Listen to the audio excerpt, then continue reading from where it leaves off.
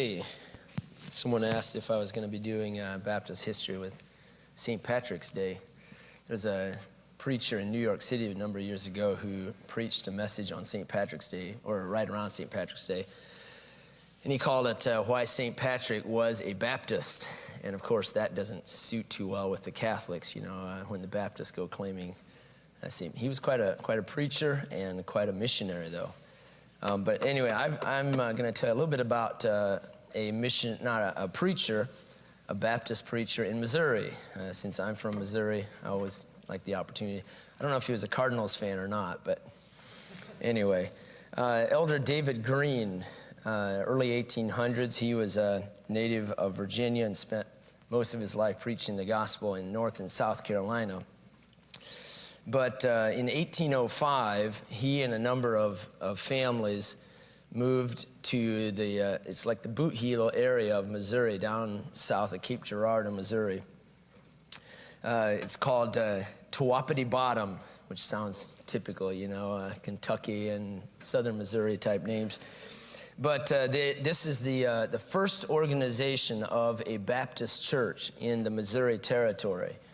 And so, of course, before this time, Missouri is not a state yet, but it's the first organization of a Baptist church anywhere west of the Mississippi River in the United States. Anyway, so they organized this, 1805. That original church didn't last real long. It was soon reorganized into a more permanent church just a couple years after that. And the name of that church is Bethel Baptist Church.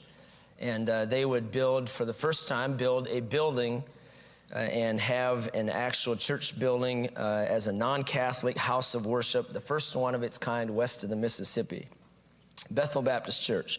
And from that church, they sent out quite a few other preachers and established about 9 or 10 more churches in the Missouri area there. And of course, sadly, most of those churches don't last as far as a strong entity for, obviously not till this day. But there are a lot of churches, little southern churches, in that southern part of Missouri, even still to this day. The church for about 40 years was an important factor in the moral history of civilization west of the Mississippi due to its missionary emphasis.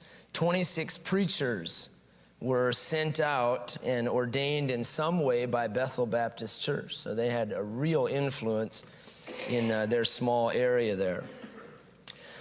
They took their position, their responsibility of preaching the gospel and of starting other churches. They took that very seriously. When they drew up their constitution of their church, they made it a point to state several things as far as their responsibility to spread into other churches and to plant more churches.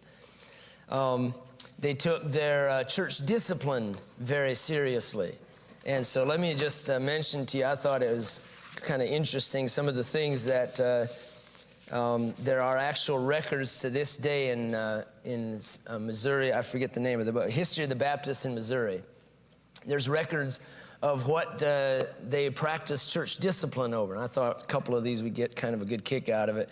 March 9th of 1811, there was two brothers in the Lord who talked with sisters McDaniel and Watkins for their neglect of church meetings. And so they talked to these people and they recorded it down because they didn't attend church.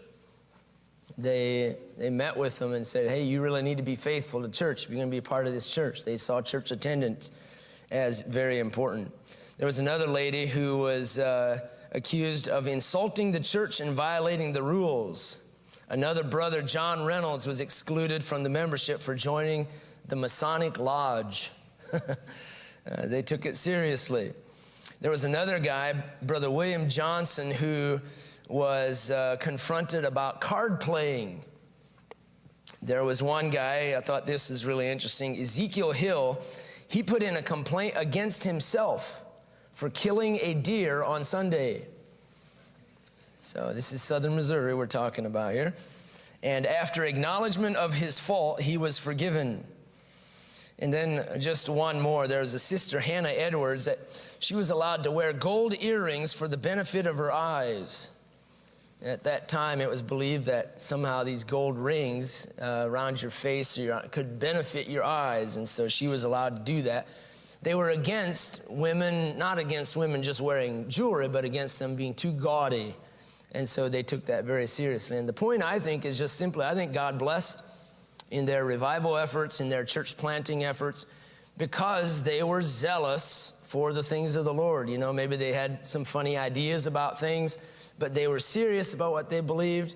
They practiced church discipline. They practiced the organization, the church polity, and they took that very serious. And I think God blessed them because of those things.